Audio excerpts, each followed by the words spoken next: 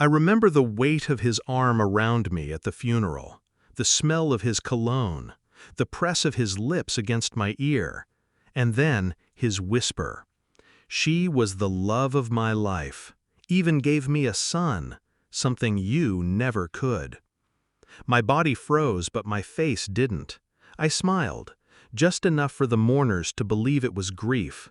Then I stepped away, into the soft drizzle, letting the dirt fall heavy on my sister's coffin. He thought he had gutted me. What he didn't know was that I'd read their messages months ago. We met in college. He was the golden boy, sharp suits, easy charm, a way of looking at me like I was the only person in the room. I fell fast, stupidly fast. He said I was different. He said he wanted forever. And for a while, I believed him. We built a life on routines. Coffee in the morning, dinners at the same oak table, the small tendernesses you cling to when the bigger ones fade. I told myself his late nights at work were just ambition, that his phone face down wasn't secrecy, but habit. It was easier to swallow the lies than face the ache in my chest. Until the messages. Her name at the top, my sister's name, her words shameless. His replies hungrier than anything he'd written me in years. Pictures, secrets, a child I had never met. My hands shook, but my face remained still. That was the last time I allowed myself to break. I didn't confront him, not then. Emotion was a weapon, and I refused to hand it to him. Instead, I began planning. First, I copied everything. Screenshots, emails, even his bank transfers, money he sent her under the guise of business investments. I tucked it all into a neat little folder labeled "For Later." Next, I went quiet. Quieter than I'd ever been. No more questions about his late nights. No more requests for his attention. I let him believe I was numb, defeated, shrinking. Men like him love a woman who disappears. Meanwhile, I sharpened my knives. I spoke to a lawyer in secret, learned about marital assets, hidden accounts, custody laws.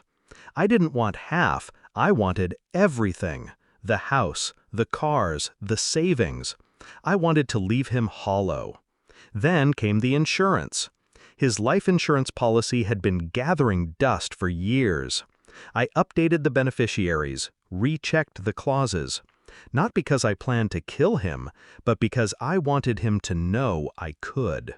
Fear is more exquisite than death. The funeral gave me the perfect stage.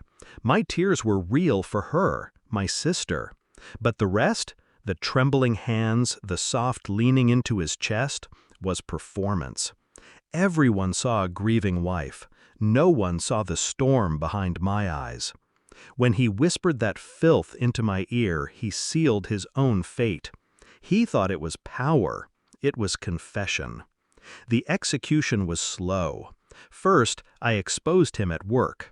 A carefully leaked email thread between him and my sister, explicit enough to tarnish, damning enough to end promotions. His boss called it a lapse in judgment. But men like him don't recover from public shame. Next, I emptied the accounts. Legally, quietly. The lawyer made sure every penny flowed my way. By the time he realized, it was too late. Our joint assets were in my name. His secret fund for her, frozen under suspicion of fraud. Then came the son, the boy he paraded as his pride. DNA tests are simple, fast, merciless. I mailed the results in an unmarked envelope. Not his, never had been. The look on his face when he confronted her, oh, I almost pity him. Almost. By the time the papers hit his desk, divorce, evidence, custody of nothing, he was a shell. Angry, desperate, cornered. That's when I delivered the final cut. We met one last time in the kitchen of the house that was no longer his. The oak table between us. His hands trembling, his voice cracking, begging, "Why are you doing this?" I leaned forward, calm, my voice steady, almost tender, because you taught me how. He blinked, confusion flickering into dread. You betrayed me in my own bed, with my own sister. You held me at her grave and told me she was your great love. And you thought I'd just break? No. I learned. I learned patience. I learned silence. And I learned how to take everything from you without ever raising my voice. He whispered my name like a prayer. But prayers can't save the damned. When the door shut behind him that night, I didn't cry. I didn't celebrate. I simply exhaled. Justice doesn't always come in flames. Sometimes it comes in ashes, in empty accounts, in the hollow echo of a man who thought he could have it all and ended with nothing. My sister lies in the ground, her choices buried with her. I can't forgive her, but I can make sure her betrayal doesn't breathe another day through him. Now it's quiet in this house, my house. And when I pour my morning coffee, I smile.